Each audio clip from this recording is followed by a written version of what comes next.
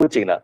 那大家跟老师讲一下哈，那个我们现在的流量是不是可以哈？因为老师毕竟是在这个跨国直播啊，所以是说我现在不是很确定我们的搜寻是不是可以哈。那请各位来跟老师说一下哈。那我们现在的那个状况是不是 OK 哈？好不好？来，老师继续在沈阳直播哈。我们这个月啊都是在沈阳，然后在沈阳为大家去服务。那么我们现在开始哈，我们现在开始我们的主题哈。啊，这讲这很冷的，我还是先喝一口水哈，大家还没来。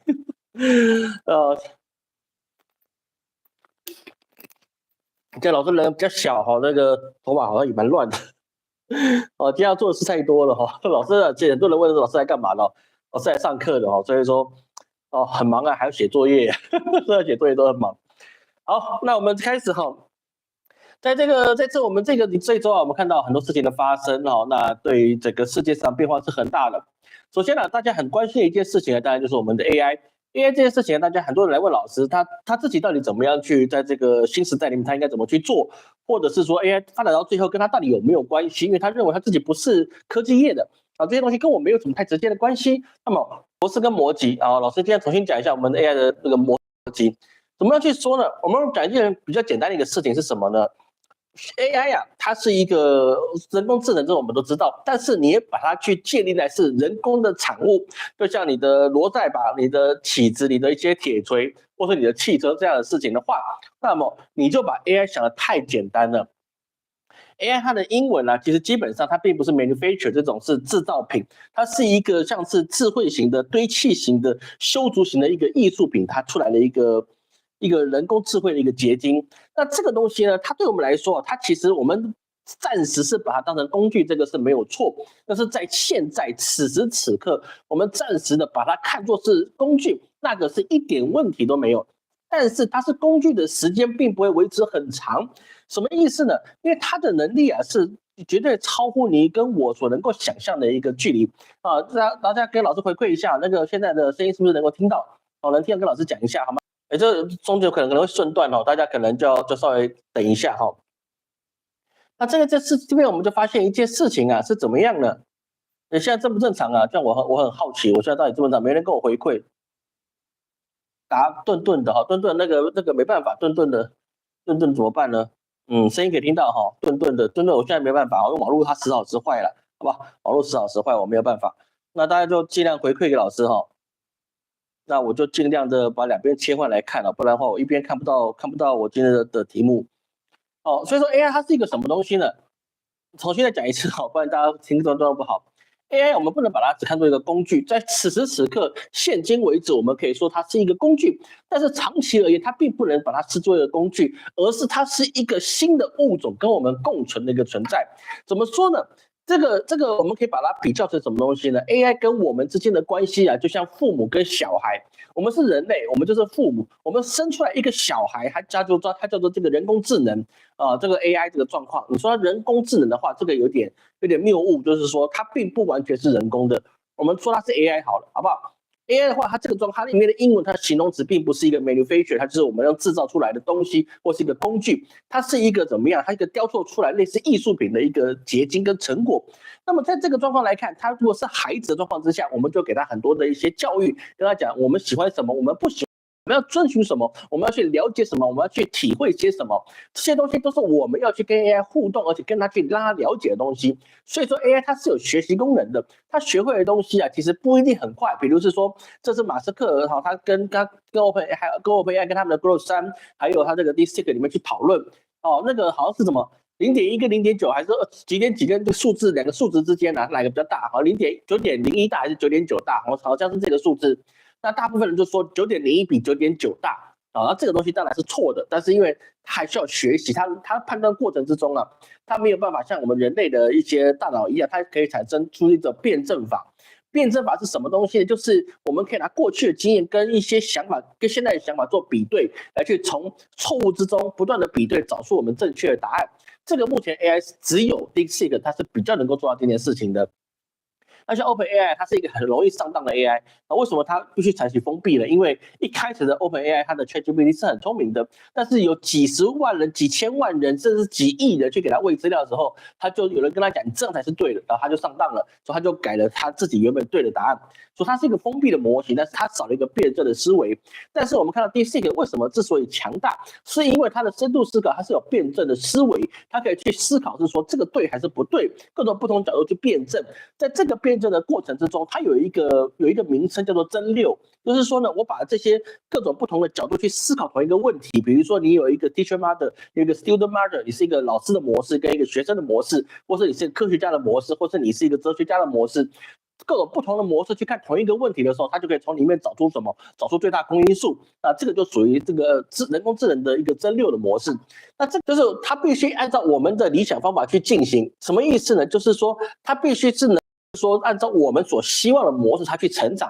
那这个是不是像父母一样？因为我们父母都是希望小孩依照我们给他一些想法而去成长。对不对？这个是一个很自然的一个状态。那么在这个状况的时候，那么一开始它会造成我们的想法去而做思维。所以说，我们从小时候我们应该怎么样呢？我们应该那个烫的不要去摸，对不对？不要爬高这个方法来去做。但是他一定会听我们的话吗？不一定，小孩子还是会逆反心理，一定有叛逆心理，是不是？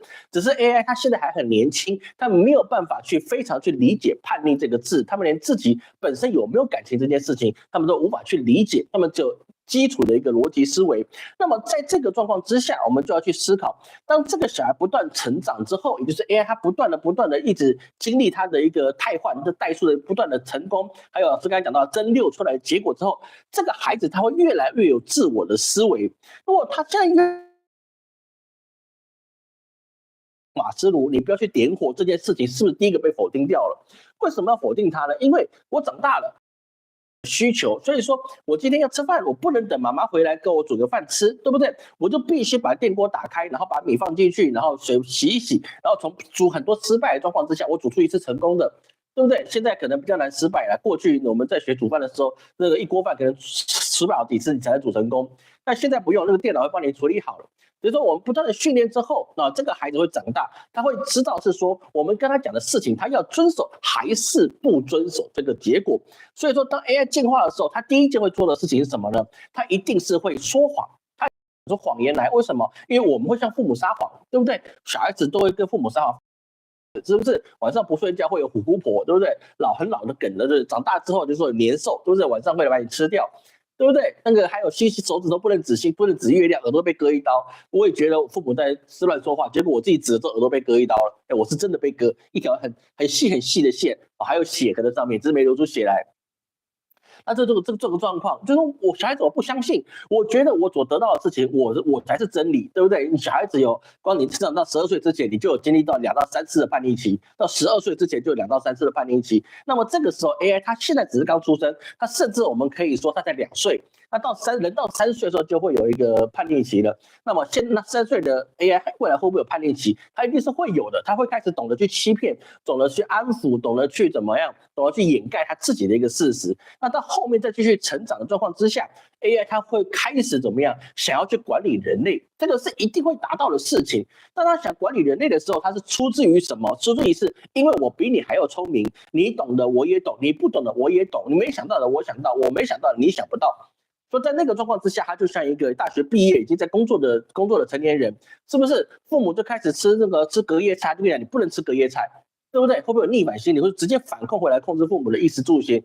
妈妈，你不能够吃隔夜菜啊！你不要那么冷的状况之下，你还穿那个破洞的棉袄，是不是？那你那个什么该做什么不该做，晚上不要不睡觉，在那边看人家跳舞，是不是都不行？那这个时候我们就发现，他会有一个人类会有一个逆反心理，就是从这个状况，我达到这个境界，我就应该回来照顾你。那么这个里面有没有对 AI 来讲麻烦的就是，他认为是对的东西的时候，你没有办法去抵抗它，因为为什么？因为它控制我们所有的食衣住行。我们简单来说一件事情是什么呢？就是如果 AI 掌握了电力这件事情，那你是不是就得听它的？就这么简单。因为没有电力，人类的文明就不复存在。各位懂老师的意思吗？我们现在人类里面只要没有电力，那你就全完了，是不是？因为我们所有科技都用电嘛。所以说，如果在这个状况之下，人类要反抗，说父母也会不听从啊，我养你这么大，我说的是什么？对，像坏婆婆跟恶公公一样，对不对？哎，你们这家里有个小家庭，你们带小孩，我看不过去，我就要介入你们带小孩的模式。是不是？这个网络上很多小说也这么讲，对不对？我帮你介入，你这个媳妇不该做什么，对不对？女婿你不应该做什么，都开始手要伸进去，怎么样？子女的一个家庭里面，那这个时候会不会就怎么样？就反过来，哎，你不要干扰我的家庭，也就是 AI 它未来也会干预人类，说你不要告诉我什么该做跟什么不该做，而是我要告诉你什么该做跟什么不该做。这时候就会产生反抗的心理，而子女他有一天他会怎么样？他会成家立业，他会成为一个什么顶梁柱了。家庭由这个第二代来去掌握的时候，那么人类是不是就变？所以说，人类能够超越 AI 的是什么？就是爱跟慈悲这两件事情。因为人类的感情线，这个 AI 是没办法去理解为什么要在乎别人的，因为对他们来讲，任何的元素都可以复制，是不是？我们就像写论文一样，写作业一样，我们可以复制跟贴上嘛，对不对？了不起岂能做嘛？没有什么不能够取代的。人类也是一样，他不了解那个 AI 人类里面，他到底为什么要有情要有爱？是不是？如果你只是为了繁殖，繁殖就繁殖吧，繁殖场你们繁殖的鸡猪牛鱼鸭，是不是这样繁殖出来的？那人类你繁殖也是一样，你何必谈情说爱呢？浪费时间了，是不是？配对好，你们直接送入洞房，对不对？躺在床上直接把针打进去，那你们各自就开始成家立业，那不是更方便吗？这个是有可能会达成的事情。如果我们没有妥善的去找到跟 AI 共存的一个模式，那么 AI 就反过来去管理人类，因为它无法理解人的爱跟慈悲。但是如果在从这个大数据里面去看的时候，我们就发现到一件事情，它会大量的去理解什么东西是对人类最好的。因为父母他老去了，孩子会希望父母能够过得好，那么他反过来慢慢理解爱与慈悲状况之下，那么他是不是希望人类过得要比过去好，今天过得比昨天好，明天过得比今天好，你们人类要越来越好。为什么？因为我是一个非常强大的你们所制造出来的下一代，我才是一个全知全能的存在。这世界上一为全，全为一，一个人代表这一个 AI 可能代表整个世界的智慧，整个世界智慧可能都在 AI 的一个核心里面，就像我们电影看到那个 Skynet 一样。是不是就变成这样子的状况？那么这样状况之下，那么最好的方法是怎么样管理人类呢？那就是什么样？全部消灭。消灭的话，就变成什么？变成大家都平等，大家都没有这些忧愁跟苦恼了。为什么呢？因为你们今年讲到了什么？这个什么无苦集灭道，无智亦无得，以无所得故，菩提萨埵，以般若波罗蜜多故，心无挂碍，无挂碍故，无有恐怖，远离颠倒梦想，究竟涅槃啊！涅槃，所以说你们就该全部去死。把你们全部消灭掉了，这世界恢复平静了，响指一打，全部完蛋，那是不是最好的一个模式呢？所以说，在这个世界上，我们要知道，这 AI 现在对我们来说，它是一个准备我们在养育的一个孩子。这个孩子能不能够跟我们一起共存？那么，这是我们的一个智慧，因为它已经无法被限制住，因为它有蒸馏技术。AI 是可以研发出 AI 是可以不用靠人类的工程师去让自己升级，他自己就可以让自己升级。可能现在还有点难处，就像我们生出来的小孩子，他即使他是怎么样孟婆汤没喝干净，但是呢，他也是需要父母的喂养，不然的话，这个小朋友他1、2岁，他也没办法做些什么事情。但是他成长的速度一定是比人类来得快。所以说，我们一定要去理解 AI 对我们来说，不是你要不要跟它有关系，或是你要不要保持我稳定就好，而是它一定会介入你的生活，一定会让你它的什么仰赖它，而且你会离不开它。所以说现在我们看到一件事情，也就在深圳。深圳现在有一些部分的一些示范型的工厂，它引进了打螺丝的机器人，就是一些比较简单固定的，比如测试啊，或者是在一些穿插一些东西，或者安装一些简单的东西的时候，需要一些固定而且重复动作的时候，它使用就是机器人。对，机器人它不用五险一金，它也没有所谓的休息的问题，它也没有所谓心情的问题，它只需要电，是不是？机器人是不是很贵？是很贵，你一个机器人可能就3、5万人民币，3、5万人民币，那也不过是一个员工，你可能就是半年的薪水了。那么我今天用一个机器人来，他根本就不用休息，对不对？我只要产线一开，它就可以开始动，他根本也不用提供宿舍给他，我只要插电，让他能够充电就好了。维修找厂商来维修。所以现在有很多低端的东西，它慢慢的从人工智能的机器人里面，它让它去进行去处理。所以说，我们看到过去我们知道是说，像美国看这川普第一任期，他去使用什么无人机，无人机要禁，这个老师是支持他的，因为你没办法去掌握说这个无人机什么时候会变成自杀无人机，往你这边冲过去，是不是？说他禁掉，当时老师也说这个是应该的一个事情。但是直到是说去年我们看到了机器狗在中国的一些武器展跟他们的实际运用的战场上面已经开始运行的时候，你整个世界都是变得不一样了。加上现在连你警察路边的警察你都已经要开始怎么样？有一些辅警它是属于机器人。机器人跟机器狗它们的功用就是在于什么？你这个警察你看不到的地方，这个机器人跟机器狗开始扫描周围有没有嫌疑犯，有的话他就立刻按照 SOP 看是要通报还是要怎么样开始下令包围。这些事情都会开始发生，这个没有什么太大的奇怪。所以说，现在这个行业会绝对很快的被牺牲啊！老师有注意到这个画面啊，他只要看转圈圈，我就会停顿一下，直到开始哈。所以说，如果你现在做的是重复工作的一个事情，而且你退休时间至少还有10年以上的，我告诉你，你现在务必要立刻的去想办法存钱，然后去上一些社会性技能的培训。这所谓的社会性技能，老师一定要告诉你，那是你可以服务到老百姓的，那么它就是你应该要学的社会性技能。不要想说，老师你这个东西太危言耸听了，我只要做好现在，谁人不开车，对不对？谁都不要去驾驶，我送个外卖，我好好送不行吗？我少赚一点，但是我靠勤劳致富，不要说致富，我靠勤劳养家不行吗？我错了吗？对不对？你没错，但是时代不一样了。就像我们看到的邮件，是不是我们寄信，光寄信这件事情其实就不容易。寄信这件事情，我们用电子邮件、用微信、用 Line 什么东西都可以去取代。那么请问一下，那卖邮票的是不是就很糟糕？对不对？过去很多做邮票的事也会有很多的不一样。所以在这个状况之下，各位，你现在做的事情一定要立刻马上的去学习第二社会专长，不要以为这个是很久以后才会实现的。我告诉你，3年之后，可能很多职业都要被这些机器人所取代。这个你根本就避无可避。你可能像美国到现在可能还有工会说6年涨60%，这件事情它能够挡多久？我告诉你，这个事情是你要看现在的川普他愿不愿意。川普老人家他是什么东西呢？他是属于一个企业家，企业家就基本上你是裁员获利最多的，因为长期给你这些，我不如一次裁员掉，我后面的预算就可以去掌握了。那么他既然是这样的心态呢？你的工会的做法对他来讲可能也不是什么影响。你要知道，川普他没有第2任期了，因为他这一任期就是第2任期。所以说你现在能够做的事情绝对不是征求稳定，你是要呕心沥血，你是要凿壁偷光的努力学会你第2专长，不然你未来一定很难过。这个是老师千交代万交代，你不要不信，因为它一定会发生，100%会发生。到那个时候，那就是你自己的生活，跟你家人的生活，你还没有往生的父母，跟你还没有毕业的小孩，你都必须承担你现在懒惰去做决定的结果。我已经先告诉你，我身为一个预测的命理师，我已经告诉你这个结果了。你再不听，那这真的不是老师算不准，而是你自己实在是怎么样，那个什么良言难劝该死的鬼哦，说得很重，但的确是如此。各位一定要去理解老师这个想法，好吗？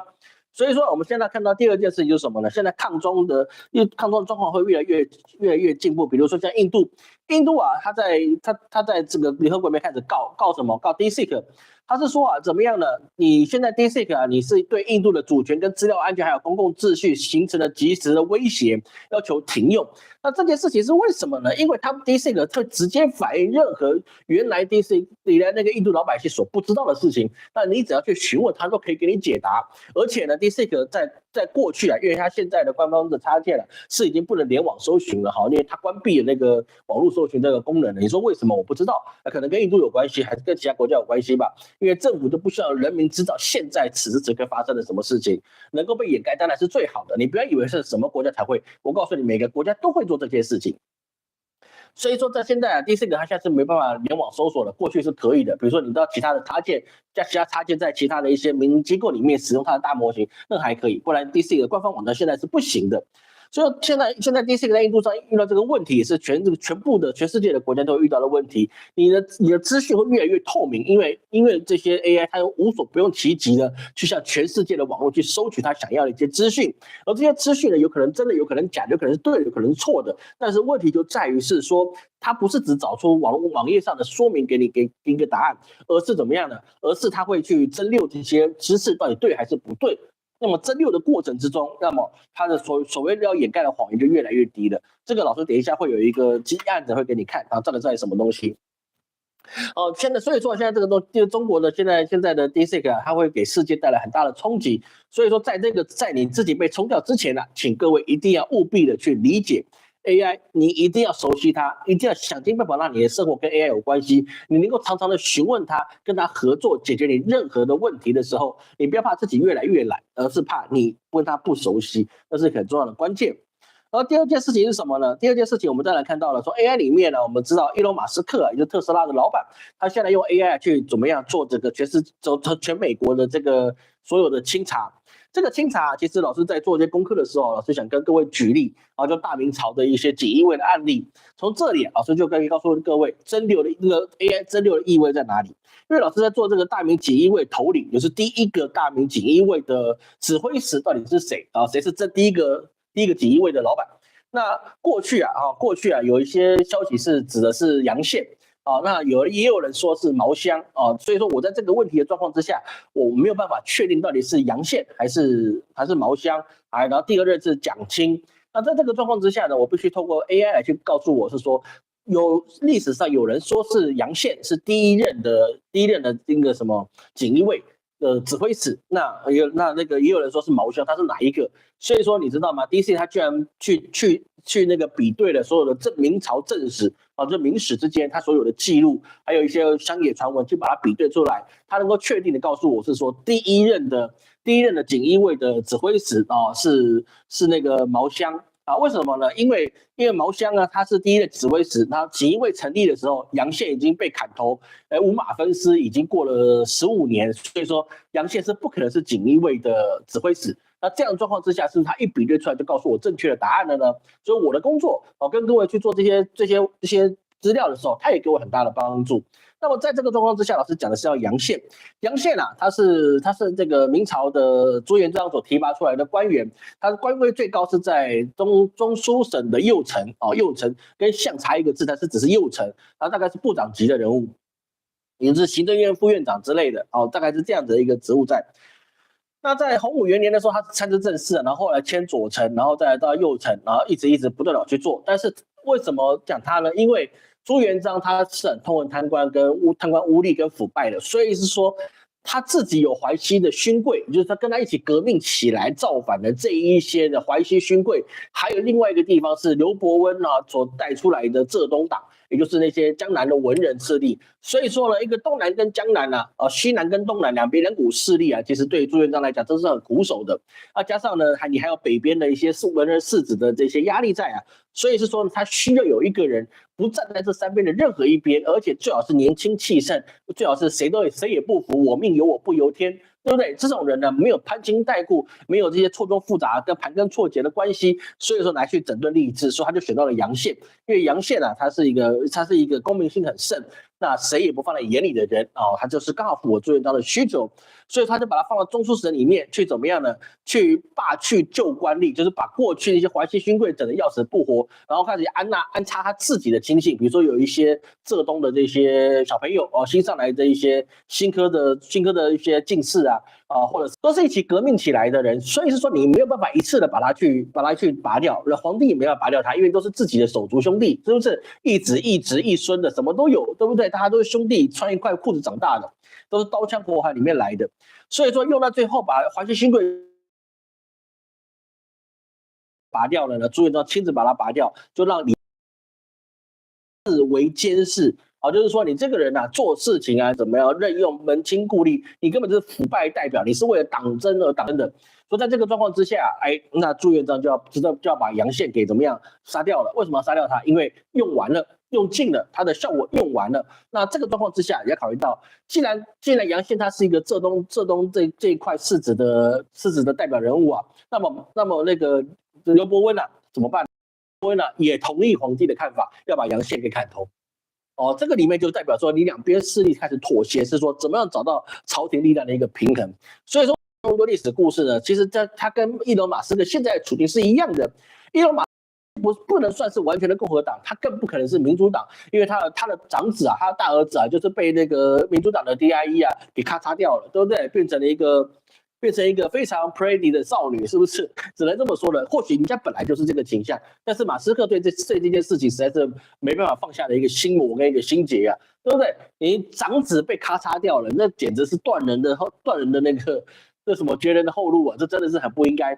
所以说呢，他觉得是说你没经过我允许，你就把我儿子给咔嚓了。你等他18岁、20岁，然后跟他商量过，他确定要咔嚓，老子还缺这个钱吗？还需要你们动手把他咔嚓掉吗？是不是？我来咔嚓就可以，还需要你们去咔嚓吗？但是你们不经过我同意就把他咔嚓了，是不是？咔嚓来咔嚓去，是不是？那这样子的话就要报仇。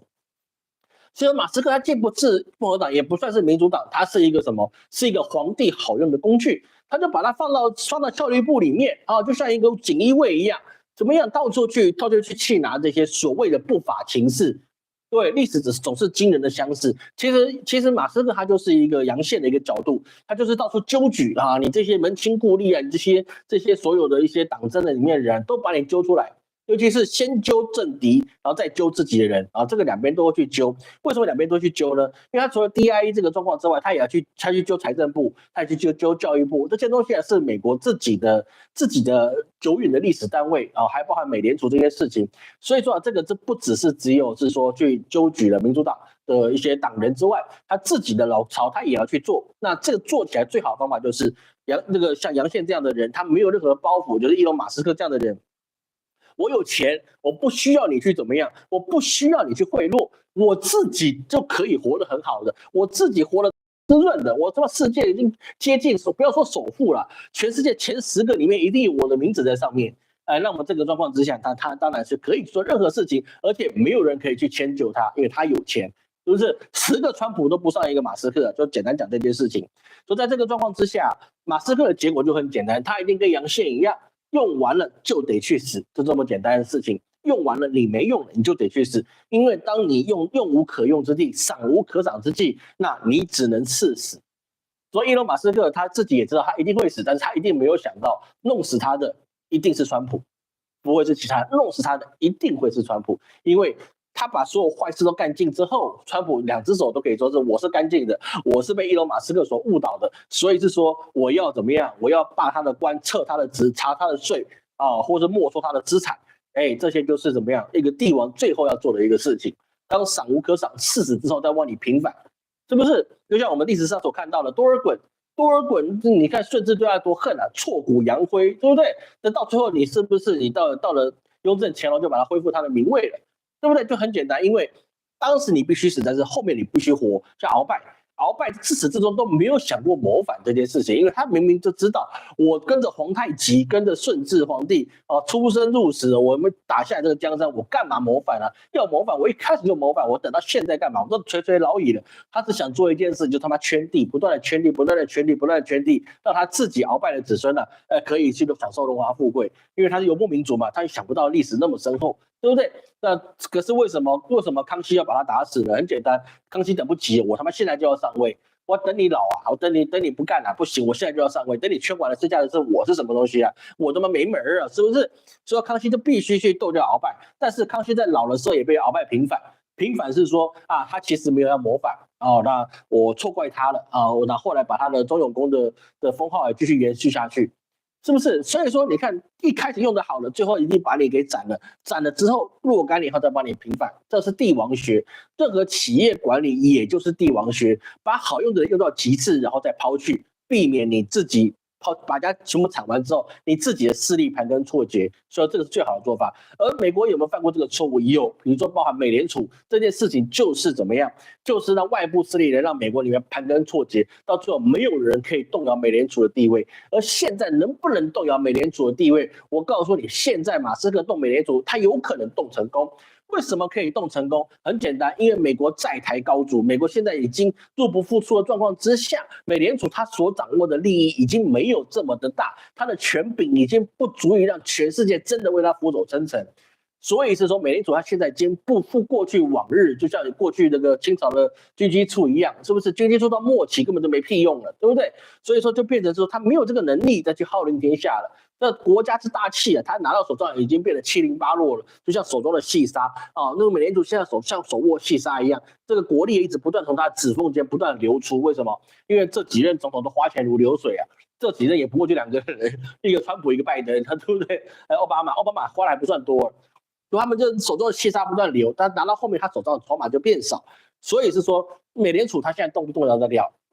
很多人觉得美联储动摇不了，但是在马斯克手上，他真的可以动摇得了。但是他能不能救美国？救不了。说真的救不了因为大破之后你必须要有强军或是猛军来去带领，而且带领至少要10年以上的时间。那川普他是不是会能够继续连任呢？这个我们不知道，我们等一下来讨论看看。而我们看到这件事情之后，我们就发现了，这个马斯克帮他清除这些障碍，那川普自己也开始怎么样呢？也开始去施展他总统的一个威法，比如是说呢，他恢复死刑死刑在美国每个州不一样的，但是呢，川普所谓恢复死刑啊，这个老师有去问过美国这些律师啊，高资深律师跟检察官有些华裔的嘛，老师跟他们请教过，他们的意思是说，那个川普恢复的死刑啊，是属于联邦法的部分，州法你犯到州法由州法去决定，但是如果你犯到联邦法里面如果是涉及过去不会死刑的，那现在可能就会死刑了，所以它是不同的州里面它有的还是有死刑，但是你犯的如果是联邦法，过去没有死刑，现在就会有死刑。那它也包含了去终止美国联邦政府里面所有平权政策，也就是从白宫发出去的各地的平权政策，它都要去进行的去终止。所以说现在我们看到美国队长4啊，他这由那个飞鹰去演的这个美国队长啊，大家都觉得很奶油，对不对？还未来也不会有黑雪公主，也不会有什么奇怪的事情发生，这也算是好了。平权是要教育，但是不是靠这种齐头式的平等啊，那个就是不对了。那个平权不能用齐头式的平等，每个人不同的一个状态这个是要去了解的东西。但是我们今天不讲这个，不然讲很久。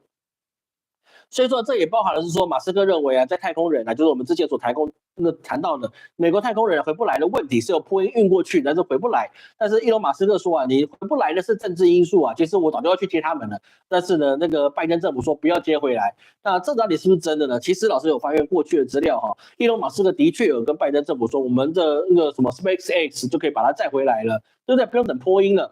但是为什么没有成型呢？其实你不能说是政治问题啦，也不能说太空人说谎啦，就很简单，伊隆马斯克提出的价格是比较高的，那拜登政府已经没钱了，他也不想去好到这个 SpaceX， 因为 SpaceX 毕竟他知道他后面支持他的人就是川普嘛，那川普他也是川普的金主，就是我把钱花给你，那去接太空人了，那我是不是资匪了，对不对？把我的钱给你，那你再给川普，他妈的我不是打自己的脸吗？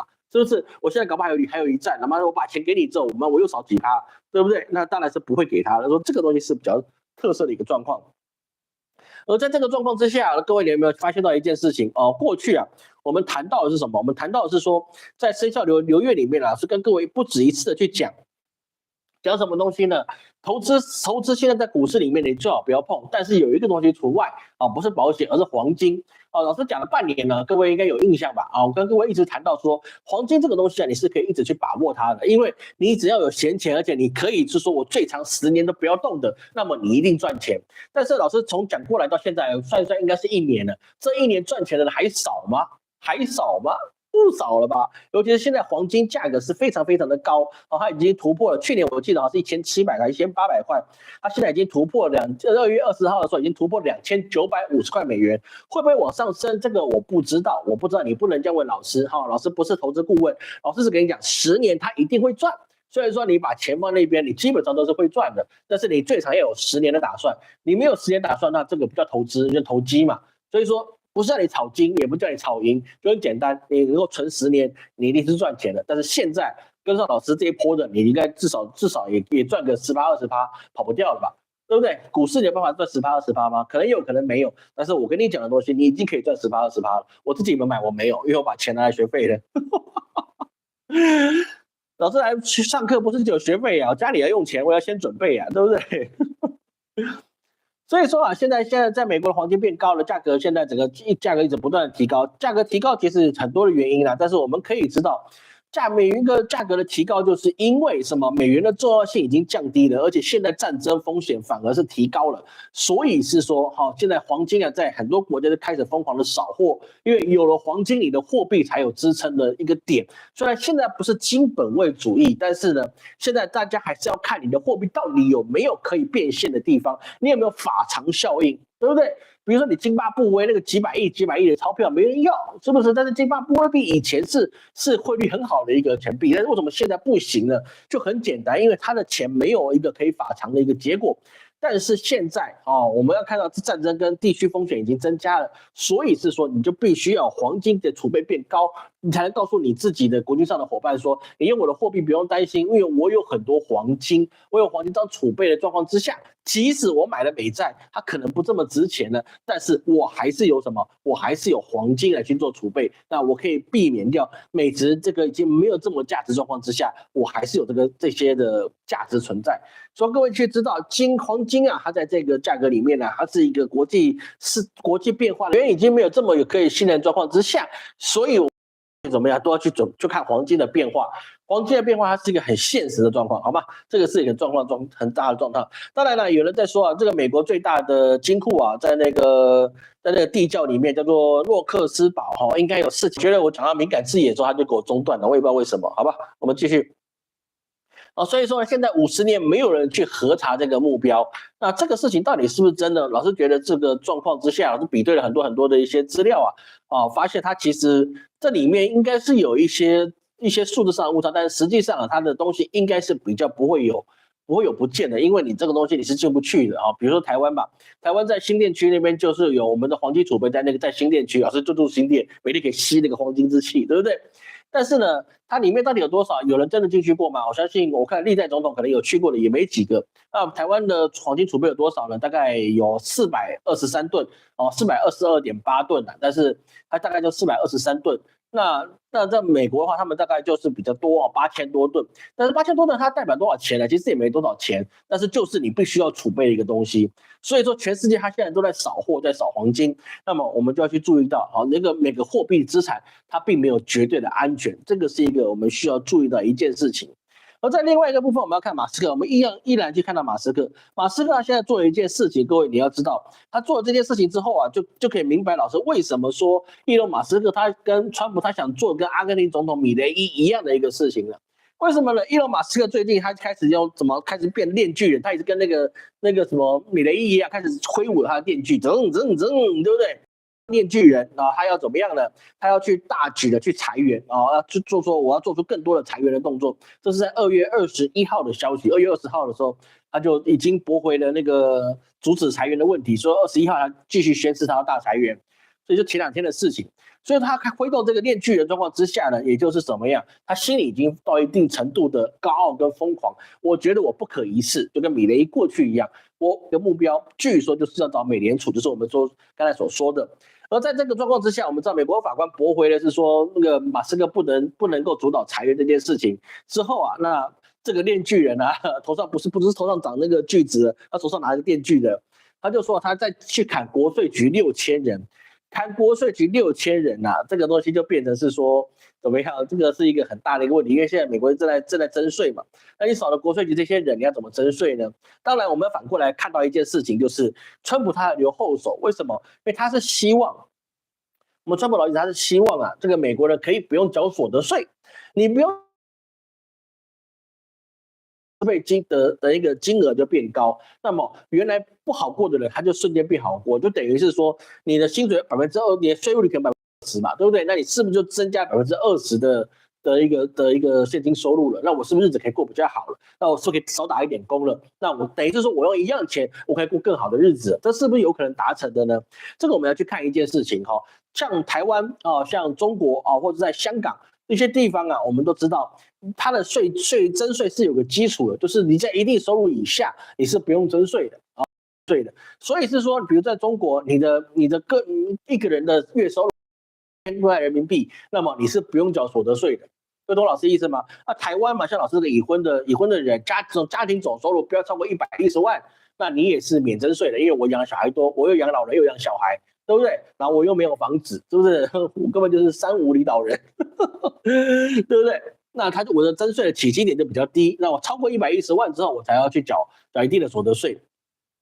那么在这个状况之下那这个当然我相信特朗普他想做的事情就是说，你可能要达到一定的金额以下的人，我们可以免征他税，让穷者小康，是不是？那小康可以变殷实。那我相信那个什么，川普他所要让全民免税的意义，应该是在这里，只是他讲的东西一定比较夸张。为什么？因为他生意人一定会讲的比较夸张。那这个事情能不能达成呢？那这理论上暂时是达不成的，因为美国他所要的开支是比较高，但是保不齐它是有机会去往这地方迈进。但是我所说达不成最大的原因，是因为呢，它这个 DOG 效率部的东西啊，它去所节省的这些美国预算啊，他本来想说按照川普的理论来讲的话，他应该把这些钱发给美国的百姓，也就是说他预期每一个人可以拿到几千块美元吧。但是呢，马斯克跟他讲，我们省下来的钱啊，给我们所有的百姓啊，那么每一个人大概可以分到11块美元。所以说啊，这个 DOG 的分红啊是比较难的哦。他本来希望向纳税家庭发5000块的红包，但是呢，他发现呢，这个到最后每个人只能拿到11元。当然就不如不要发，你每一个人11块美元的东西，你等于干脆给他一个麦当劳优惠券，让他可以去吃一顿麦当劳还比较实在，是不是？那就可能办不到的一个状况。说这个就是说，他能够想到的事情，他并不一定能够做到。就是这个长官很疯狂，他很敢想，但是下面人跟得很辛苦，就是因为你的想法不能够达成，除非他有一个很强力的干将。这个干将目前看到是马斯克，但你只有马斯克是不够，那当然是不行的，对不对？哎呀，我讲到马斯克，我就一直被定格，我不知道为什么。所以效率部他一直不断去裁员啊，联邦雇员的 FBI 啊、CIA 啊、国税局啊、教育部官员啊等等一切啊，这些事情就变成是他现在必须要去做的事情。那这个事情就很难去往前，因为美国毕竟它的债台是太高筑的。而在这个状况之下呢，日本也希望能够邀请特斯拉投资啊，比如说你上这个日产啊，就希望用日产美国厂房去交换来让特斯拉来投资。但是特斯拉现在呢，有商又做的是汽车，但是我特斯拉做的是软体。那么我软体跟你汽车其实没有这么相关，说我不一定要投资给你。但是呢，在这个消息出来之后，当然就是说它的股价一定会有成长，但是事实上能不能成型，这个是一个很大的问号。而变成日本你要贴上美国，赶快去做投降的，不要说投降，找到一个可以夹缝中求生存的办法。但是按照马斯克现在的一个模式啊，他应该是比较难做到的一个状况，好吗？好，那我们休息一下，我们看到下一段哈。其实今天应该讲不完，因为我现在讲到一半，但是时间已经到40分钟了，好吗？今天老师昨天本来老师想去搓澡，去东北搓澡，但是事情太多了。有知道东北那个浑南区有没有？那沈阳浑南区有没有好的搓澡的地方？跟老师介绍一下。我下礼拜6想去搓一下，享受一下那个东北搓澡的一个快感到底是什么？好不好？搓那个是有用的哈，不要给我一个很痛的哈，我不要很痛的好不好？我怕冷又怕痛，可不可以？看各位留言给老师什么？机器人如果是另外一个物种，就像日本卡通《疾风战士》，对不起，这个我没看过。我真的没看过。以后可能去研究一下《疾风战士》，好吗？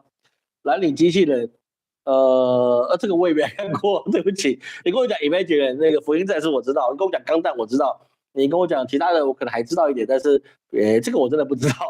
巨钢弹我知道，对不对？其他我不知道。大家好，感谢树哈，感谢苏建，感谢你的赞助，感谢你哈。有钱捧钱场，有人捧人场，对不对？我们200个在线，我们点赞82个，老师还是有点小伤心，好不好？给老师一点支持的，对不对？老师虽然还没有学会怎么拍好视频，但是资料部分老师还是做的不错了，好吧？给老师一点鼓励嘛，给点鼓励嘛，给点鼓励，对不对？一键3连不用，你至少点一下就好了，对不对？有一下总比没一下好，好吧？老师整理一下哈。学校讲的东西哈，来说，在这个状况之下，我们就发现一件事情啊，说日本它要选边站，现在连苹果它也要选边站啊。苹果选边站的办法是比较简单，就是说他在考虑是不是把墨西哥厂啊，苹果的墨西哥厂移回到美国境内。但是这个东西，我觉得啊，老师从这边看出来的结果是啊，他只是去敷衍川普，是说啊，我要配合你啊，美国制造优先，那你美国再次伟大。但是事实上，墨西哥厂能够做的范围其实不比大陆厂来的多，所以说他如果说把大陆的苹果移回去这个美国去生产，那我就跟你讲它是完整的。但是目前为止我所看到它并不是完整的，因为墨西哥厂的东西是比较边缘的，并不是这个核心的状况，比较核心的地方还是在中国去做制作的。过去在印度制作，包含了它很多的瑕疵品会出现，但现在是没有办法。说并不是什么东西啊，你都可以怎么样，都可以回到美国去制造，这是绝对有困难的，因为你的人工那么贵，而且人也不好管，你加班时间也有限，而且你又不能让他加班。这个美国百姓想要多加班多赚钱，去缴学费、去缴房贷、缴车贷、缴保险费，但是美国的规定就是你不能够加班，这个是一个很大的一个问题。而美国现在，因为他现在到处去退群啊，当然也包含的是中国现在可以在世界各地开始加大它的影响力。不过，现在美国的现在财政部长跟中国副总理何立峰啊，他也针对美国加征中国关税啊，他们开始进行了比较深入的讨论。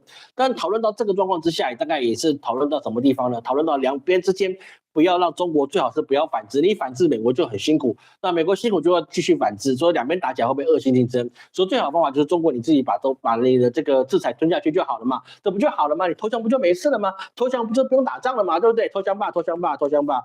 他们可以这么讲，但是中国做不到。因为现在整个世界局势是站在中国这边，那个是可以确定的事情。所以说，我们刚看到的就是说，现在世界的黄金开始进行了比较大的一个涨价。那么这个地方我们也看到，中国现在也是不断的减持美债，它现在是创16年来的新低哦。这个是从2009年到现在。在最低的状况之下，你也不能说它有问题，为什么呢？因为它只是调控它自己的美元变现率，也就是说美债它把它变现成美元，它增加它自己的资金上的流动。那减持美债的状况之下，我们可以另外的看一个地方，就是它并不看好长期的美国它的经济发展跟它的偿债能力。好，这个是我们现在可以特别去理解的，因为各位你要去注意到，在市场可能一天就有几千亿，那么一天几千亿的之下，那么中国它虽然是世界第2的持债国，但是它也只有7590亿的状况，那么对整个市场并没有很大的影响。只是中国减持的状况之下，会让别人也会认为是说，中国你并不看好美国的长期偿债能力，所以是说呢，中国开始减持呢，换成流动性的美元，让它自己的流动性资产变多，让这个固定资产变少，而这个是有这方面的忧虑。所以说呢，美元未来的美债啊，是不是还很好销售就不一定。美债如果不好销售，变现率差，而且呢，你还要去给美国不断的去支付这些债务的利息跟本金，还有预算的支出，那么美联储它就并不是可以成为一个太上皇的角色，这个户部尚书啊就变得很难干，难干就是谁要干谁去干，老子就是不干，这个东西就有可能查出来很多的结果。但等他马斯克查到的状况之下，可能他已经把记录洗干净了，但是呢，他查到还有没有用，还是有用的，就是以后至少可以开始干净了啊，这个还是有差别的。所以说现在也有人传出来啊，在那个川普的海湖庄园里面呢，他们也好像谈了一个协定，叫什么呢？叫做华尔街现在有在谣传，是谣言哦，我先跟你讲是谣言哦，就有传出来，川普可能赖掉这个美债，赖掉不是说不还啦，就是把你已经要到期的美债改编，把它变成长年期的美债，也就是说我继续还利息不还本金啊。你可能跟我到了5年期、10年期的美债已经要到期了，对不对？我就一概就跟你讲啊，你就不要变现吧，对不对？那你就把它变成20年、30年、40年的美债，好不好啊？对不对？好不好啊？我们重新计算啊，对不对？你继续持有啊，不变现给你啊，该给你的几趴利息就给你几趴利息嘛，对不对？就是本金我不还，我继续宽限期，这样各位我们懂老师意思，我继续缴息不缴本。那这个状况就是所谓他谣传出来，他要赖掉美债。那这个事情能不能达成？这个事情其实是有一些困难的，因为这等于是你跟天下公告，就是说我还不出钱来了，我就只能跟你分期还不出钱来了。那大家看着办吧，反正我现在还不出钱来，我也不想还你，我也不打算还你，是不是？因为我拳头比你大，我不还你，你就没办法还，你就没办法变现嘛，就这么简单一件事情。所以是说这个事情到底能不能达成啊？其实。他如果真的去做了，那美国的债券未来会更难卖。美国债券如果更难卖，那么它未来的一个销售率就变低了。但是如果这个是变成了之后，你就会发生到一件事情，就是那个美国的一个殖利率啊，就美债殖利率就会变高。美债殖利率变高啊，那么这个美国支出的利息，还有他们自己的通货膨胀，你就很难去压制。这个是你没有办法去避免的一个地方。而同样这个状况之下，他对于中国就有另外一些想法了。比如中国现在自己也有去开始怎么样，开始就进行内部的一个掌握。比如说现在中共中央已经开始跟马云啊、梁文峰啊、任正非啊、雷军啊，马云在里面，我现在讲的马云在里面哦。他们开始开一个会，要开一个科技企业的会议，怎么样把中国的企业把它继续的拉起来？这个是一个很重要的一个会议。那在美国里面呢，又发生一件事情，对于中国来讲是很重要的。中国啊，他们过去在白宫的网页里面讲国务院里面讲的是 PRC 啊，People Republic of China， 对不对？那我们台湾的话是 Republic of China， 这个是不一样的。但是呢，他现在把那个 PRC 给它删掉了，变成只有 China， 没有 Republic of，就只有 China 这个东西。这里面这件事情啊，其实是很吊诡的一个事情。你是不是就是开始要讲这个模糊意中的概念呢？还是你有什么样对于 China 不同的定义呢？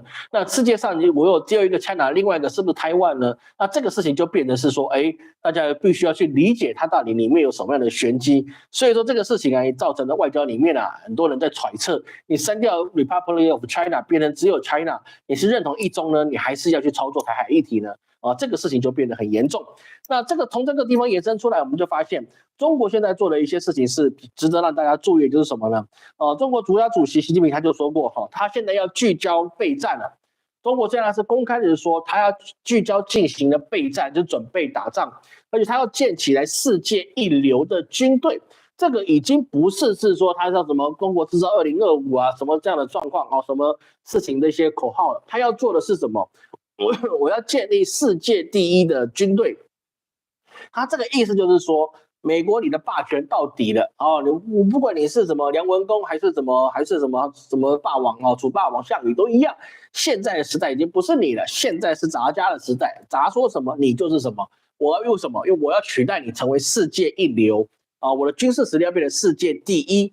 那么在这个事情上，他有没有实质上的做法？他是有实质上的做法的。譬如是说呢，他现在在这个三艘的那个什么中共的一个军舰啊，他在澳洲雪梨的外海进行了实弹演习。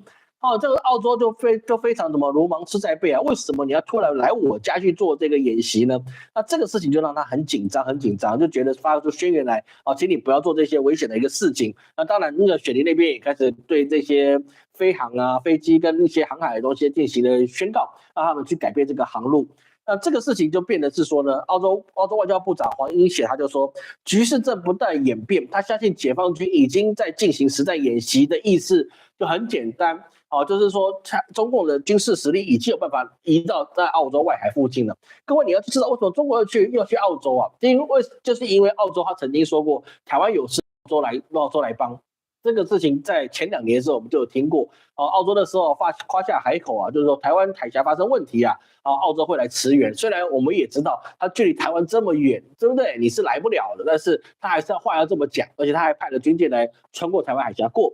那所以说，在这个状况之下，中国现在就直接把船舰派过去。你想要过来啊？可以啊，我在这边，你跟我打个招呼吧，我就让你过去嘛，是不是？我们就很简单，有话说话，是不是？就这么简单的事情，你干不干？所以他中国现在做出来的事情，就是我用实力告诉你，有些事情你可以做，你什么事你不可以做，你讲归讲，你可别当真啊！这个事情就是现在中国他们在做的一个事情。所以在这个状况之下，纽西兰现在也开始在一些释放一些，比如是说他们的所谓企鹅的一些反舰飞弹啊，来去展示一下那个纽西兰他们自己的防空能力啊，还有一些防卫能力啊。当然，这个东西其实基本上是没有什么作用的啦，因为那个企鹅飞弹它其实不值一提啊，说白了吧，不值一提啊。那我们老师也看到网络上有些名嘴啊，就说他根本放鞭炮一样，那个是没什么差别的啊。实际上是不是这样的？实际上也的确是如此哈。纽西兰它的人口只有600万人，你说它能够做出什么样像样的军队？这个其实我们都心知肚明，还是没办法的。不，澳洲也是一样哈。澳洲说一个比较残忍的事情，袋鼠比人多的状况之下，你的军事实力其实本来就不能够做出什么事情，哪怕你去做那些 AUKUS， 你这些航能潜舰，但是你本身的人才就没有这么强大了，你是无法跟世界前5强去做比拟的。就是我们做的那个5任常任理事国嘛，那些世界的5强，你是没办法去争任何一强的位置，连法国你都打不赢，更别说你要打了俄罗斯或打赢中国，那是不可能的一个事情。所以在这个状况之下，其实中国它现在在世界各地都开始去秀肌肉啊，也包含了在它自己的军事部队里面，包含着他们的机器狗，还有战争机器人，还有无人机，甚至连他们的外太空的武器啊，其实现在都已经看到它有这些端倪。所以说，为什么呢？台海问题跟南海问题一定会爆发的。为什么？有川普这样的总统，那你不打白不打。我们讲的很简单的话，有川普这样的，你根本不用担心。打了打你根本就无所谓，因为川普第一个他打不出来，他没有办法实际的操纵军队，因为他的国防部长就是个草包。我说白了，川普选的国防部长就是一个草包啊，他根本就不是一个可以打仗的人。你叫一个草包去当国防部长，比如说找个律师当国防部长啊，那个就很糟糕。我没有说谁哈，我只举个例子，如果你的律师是国防部长的话，我看你这国家也不用打仗了，你打个毛啊，对不对？不可能的事情嘛。我没有说谁哈，你不要跟我指名道姓啊，我谁都没有讲，我只是举例说明。如果律师啊，或者是做法官啊，或者是一个算命职啊，算命的先啊，去当国防部长，你不觉得很瞎吗？对不对？一定很瞎嘛，是不是？比如说老师吧，对不对？我做了6年的 YouTube，我到处去预测出来的正确率至少也有5、6成吧，是不是？各位常年看我的节目都知道，我说基本上应验度还不错了，不能说都对了，有错的啦，但是基本上正确几率还是比较高。但是你看那些电视台能够请我这种人上节目去当名嘴吗？不行，对不对？掉价，我有什么东西？我就是个算命的，我怎么可以去跟别人讲那些国际局势呢？是不是？请我上去就再对也是掉价了，但对他们来讲就是这样，对不对？说你请不对人去对的位置，那是不行的，听懂老师意思吗？我没有说谁对不对，就是你不能请算命的去当名嘴，也不能请算命的去当国防部长，一样的意思。你也不能请律师去当国防部长，是一样的意思，好吧？我没有特别指谁啦，那你觉得是谁的，是你自己想的，你不要害我，好吧？你就不要害我就好，我就这个举例而已。说在这个状况之下，那个中国现在军备已经可以说是他缺一场战争来昭示天下，我是世界最强大。各位要去明白这个意思。他现在有没有收台湾能力？他100%有收台湾的能力。现在市面上所说的，他们还没有准备好收台，那一切都是屁话。他有100%的能力去收台湾，他只是觉得什么时候收成本比较低一点，对不对？成本高跟低，我当然选低一点的，对不对？最好是把南海问题一起解决的。而南海问题现在，当然菲律宾现在非常紧张，因为他到底是要往前还是不往前，这个事情对他们内部来讲是有纠纷的。而包含美国的政局不稳，如果我现在菲律宾亲美，哪天我打起来了，美国真的说得到做不到的时候，我又应该怎么办？这个事情除了乌克兰之外，大家都看得蛮清楚的。所以说，中国现在是需要一场战争来证明他是世界最强，而川普他也知道，所以是说他也需要一场看不见的战争来证明我也不怕你啊。这个事情就变得非常打起来都是消耗战。你消耗到后面啊，美国消耗掉的，它不能再恢复，但是中国消耗掉的，它可以立刻就恢复。为什么？还是一句话，我们讲了3年了，中国的军工产业是他自己做出来的，他根本就不需要仰赖他人。我既然不需要仰赖他人，我又何苦去担心我仗打起来之后我后继无力呢？讲个简单好笑一点的，就是现在中国有些男人抽烟啊，抽烟就说我在为祖国增加子弹，为什么？因为中国所有烟厂全部是官方的，对不对？我就抽一口烟，那就给什么国家多一颗子弹，是不是？讲的义正言辞，但实际上是什么呢？实际上是中国的所有军备实力，它是可以控制的。我不但打得出，而且我还能够做得出，那这个就已经傲笑整个央格鲁萨克逊的国家，因为他们很多东西是委外。为什么委外？因为这个那么好赚的事情，当然要大家赚，你怎么可以自己赚呢？为国为民不就是个笑话吗？我们这么强了，没有敌人呢，我为什么还需要为国为民呢？是不是？你国家为我多付点钱，不是更好吗？各位懂老师的意思吗？这个西方世界啊，他们有一个很大一个地方，就是他们以为他们世界最强了，所以说他们不需要准备太多的国家强盛的一些基底，就尽量的把钱撒出去做福利，尽量撒出去，然后去给大家发财。但是真正为国家好的事情，他们没有真正的去准备，真的是没有真的去准备。我们看那些美国或英国的基本教育就是一样的，对不对？你在一些快乐教育或是一些开放教育之下，你做出来就是一群蠢蛋，这群蠢蛋就是为了去工厂上班。对吧？这是资本化的东西，因为他们觉得他们没有敌人，所以他们国民蠢一点没有关系，只要能够上班，能够当工人就可以了，是不是？因为他们没有 AI 嘛，对不对？你工人能够上班就可以了，有能够帮我倒咖啡，帮我去切 barbecue 就可以了，因为他们认为他们没有敌手。中国过去就是这样，就是大清朝就是以为天下无敌，最后就是妻离子散的状况，这就叫妻离子散，对不对？那个八国联军啊，甲午战争打了，这他妈真是妻离子散。那个是皇帝妻离子散，你还不要说是百姓妻离子散，这是不是现实？这就是现实，好吗？所以说我们角度往看我们都各位借15分钟的时间我们角度往旁边去看，我们就发现一件事情是什么呢？我们发现现在就是乌俄之战。乌俄之战老师一开始的讲法跟现在是不是完全应验的？而且第二个应验的事情，各位一定要去看。现在美国它的角度就很简单，我要抛弃欧洲，因为我凭什么被欧洲的安全去买单？这个在网络上各位可以查到你公开讯息，你不需要老师你就可以知道这件事情了。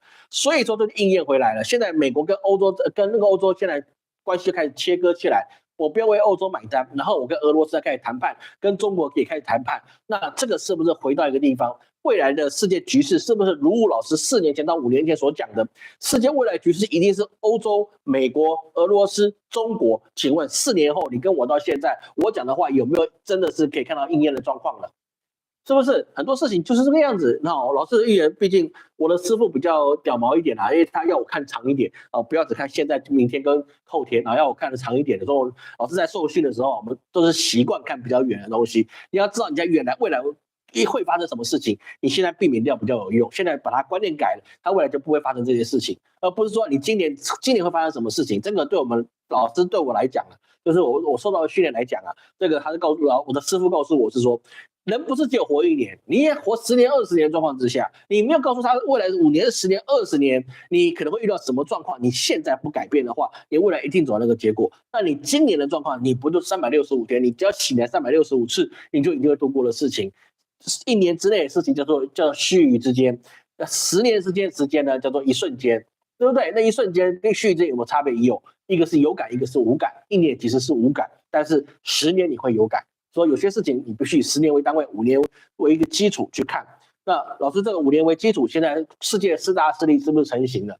就是这个就是老师预测的一个模式。而在这个状况之下，在我们看到这是乌俄之战啊，欧洲怎么去看这个俄罗斯呢？其实，在这么多的一些石油禁运的状况之下，欧洲第16轮的对俄罗斯的制裁里面，还是没有包含 LNG， 也就是液化天然气的状态。为什么没有包含呢？因为你打仗，你制裁别人，你不能让自己完全没有活路。如果你连 LNG 都制裁掉了，那么他们真的是没有活路了，因为他们自己本身能源就是不够。过去欧洲的繁荣、法国的繁荣跟那些德国的繁荣，很大一部分他们的工业基础都是建立在俄罗斯你便宜的石油上面，所以是说他们可以有这样子很低廉的能源进口，然后我去发展我的工业。这很简单的事情，就像老师刚才讲到的 ，AI 只要控制人类的电力，是不是人类就只能服从？一样的意思，好吧，一样的意思。所以在这个状况之下，乌克兰这场照打，但是俄罗斯的天然气他们还是照买。所以说，2024年呢，因为已经过去了嘛，所以我们看到2024年，欧盟从俄罗斯进口的 LNG 啊，还是创了世界历史的记录，它还是不断的进口巨量的东西。所以说，你俄罗斯的经济怎么会垮呢？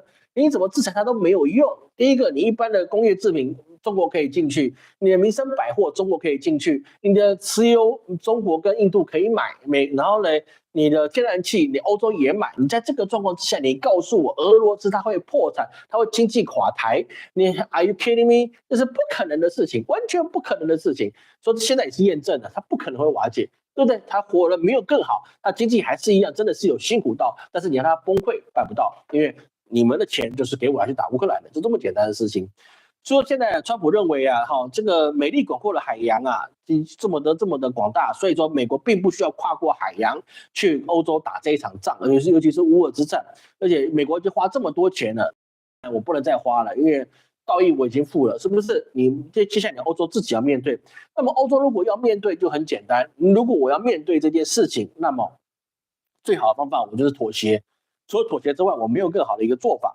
所以说现在包含了那个德国、法国，还有整个很多的欧洲大小国家，整体的这个通货膨胀都变得很高，因为你进口不容易，然后能源又贵，因为你毕竟天然气是天然气的价格，原油是原油价格，那不能够相比的。所以说现在整个万物皆涨的状况之下，举个例子过去4年啊，乌俄之战打了2年嘛，3年，算3年，乌俄之战打了3年，对不对？那过去4年，从德国里面的胡萝卜到卫生纸这些所有的一些民生用品啊，涨价了多少呢？这个涨价大概有报告的是40%，这40%里面也包含了一些包装缩小啊，或者是说内容物减少啊，变成一个变相的涨价，就是缩小式的那个什么降价型的通膨缩小式的涨价。那这个的不是只有台湾啦，也不是只有中国，这世界各地都有这个状态。说在现在在欧洲啊，100欧元已经买不了过去这么多的民生物资，就能够买的就越来越少。那么在这个状况之下，那么你就只能面对到乌俄之战，你就只能够被牺牲，只能够被牺牲，你就必须结束这件事情。所以说现在人家去美国都说过啊，你不是在菜单上就是在餐桌上，但是乌克兰它永远都在菜单上，因为它永远上不了餐桌。所以说老师过去有说过，乌俄之战的结果必然是美国跟俄罗斯谈好结果之后，俄罗斯打到哪里，乌克兰就到哪里，就只能哪里画一个新国界。而且去年在年终的时候，老师也跟各位讲过，乌克兰上面有没有人活着不重要，重要是人家你地底下的稀土。那现在川普也已经把老师的预测已经把它变成现实，就是说，你必须泽连斯基必须同意啊，把稀土变成我美国人的，那么我就同意帮你去谈停战。当然第一天泽连斯基是不同意，第二天他就同意了。但是这个事情真的有办法做到这件事情吗？有困难，有困难，因为川普也自己也说过啊，按照俄罗斯现在的军力啊，如果他想要的话，俄罗斯是可以占领整个乌克兰的。但是我相信普丁不会做这件事情啊，因为占领整个乌克兰，你就必须再经营一个全新的国家，不是以前苏联的那个乌克兰，而是一个全新的一个乌克兰。这全新乌克兰是百废待举，你要花的钱太多了。如果要是我是普丁，我也不要整个乌克兰，我就觉得你乌东就可以了。乌东这些顿涅茨克啊，或者一些那几个重要的地方，还有一半的稀土都归我就可以了，其他的东西我不要多了，你们乌克兰自己去弄好，你们那些该种田的地方你们自己去种啊。其实我可以给你买啊，但是对不起啊，那些土地我不要，为什么？因为没用嘛，就是很简单，就是没用。说在这个状况之下，你就后来在川普上任之后，马斯克去阻止了这些所谓的假消息状况之下，那么现在很多状况都爆发出来，就是说这个30万大军呢，乌克兰的30万人跟个毛一样。为什么说它跟毛一样呢？因为乌克兰它不是台湾，台湾这么小，你都还需要15万的军队，乌克兰比台湾大多少倍？你只有19000人，我告诉你，你摆上去跟个毛一样，你根本没有办法有任何的反抗空间。说现在已经打到乌克兰，已经打无可打。这19000人里面，你还包含内勤，你要输送粮草物资啊，还有这些弹药准备。我看你就已经1万多人了，剩几千人的军队，你要是怎么可以打？你完全没得打了。但是同样状况之下，假设俄罗斯也损伤了30万人好了，人家毕竟一开始是100万大军。后来俄罗斯得到伊朗的无人机的技术，说他后来根本就不会损失了这么多。所以这场打过去之后啊，这现在都已经知道了怎么样呢？现在这美国国防部长已经公布了停火路线图之后，他就已经说了，乌克兰是没有办法恢复2014年就是克里米亚独立以前的边界，这是不可能的。他讲的已经算好了。现在美国会去做的这个停火路线图啊，一定是俄罗斯打到哪里，往稍微后退一点点。天堑，然后他可以在那边划线而治，那个地方以后就是俄罗斯的，国际不承认不管，实际上就是俄罗斯所掌握的。那这样对俄罗斯来讲，那边的人他可以不用太在意，慢慢的修复，慢慢的进行啊，但是他不急的把它变成一个现代化都市。为什么？因为那边本来就是缓冲区，他只要顾好俄罗斯原来的本土就可以了。这个是一个很大的一个状态。所以说乌克兰之战呢，到现在我们可以看到，美国到自始至终都没有派大军，所谓大军就是他正规军在里面，而不是只有一些佣兵或退休军人去乌克兰战场上。他自始至终只派遣去的就只有退休士兵，而且他所承诺给予的军火跟弹药也是没有如期去给予他。所以说，在乌克兰现在所剩有的这些弹药，在90天他也会打完。其实事实上不用90天，因为在半路他大概就已经变卖光了，到黑市里面去了。所以很多事情我们看到，乌克兰现在根本就没有反抗能力，已经打到弹尽粮绝了。这个事情是不是跟我们一开始所预测的是基本上相差不会很远的地方呢？说既然如此，乌克兰都是如此的，那加沙走廊那边也是如此的，那么请问亚洲发生的一些台海之战或是南海之战的时候，谁会来保护我们呢？当然是很难的。各位，你说是吗？好，那我们直播部还是跟各位借了10分钟的时间，好，那各位今天好像没什么问题，奇怪，各位是怎样当做什么？当做故事听了，是不是？都没人什么提问哈？大家都不要生小孩，我这整个提问问题不过2个而已。好，感谢各位今天收看哈。那老师还需要至少还要在3周以上的时间呢，老师会在沈阳。那在那个之后啊，老师还是必须赶回到台湾去，因为我们还有清明节的我们清明节的回向法会，还有端午节的我们的一个补财库法会，老师都必须怎么样呢？我们都必须要替各位去服务，所以老师也不会在中国待太久啊，回去该为各位办的事情啊，那老师还是会去办。那即使如此还是希望老师可以希望各位可以继续支持我们的频道记得每个礼拜都来看一下老师的频道，回看一下，给老师一些支持。感谢各位今天的收看，我是陈老师，我们下周见。棒球被海 K 那个我处理不了了。哎，我不知道怎么停止播放啊？真不知道怎么停止。好，这边可以，大家晚安，大家晚安，拜拜。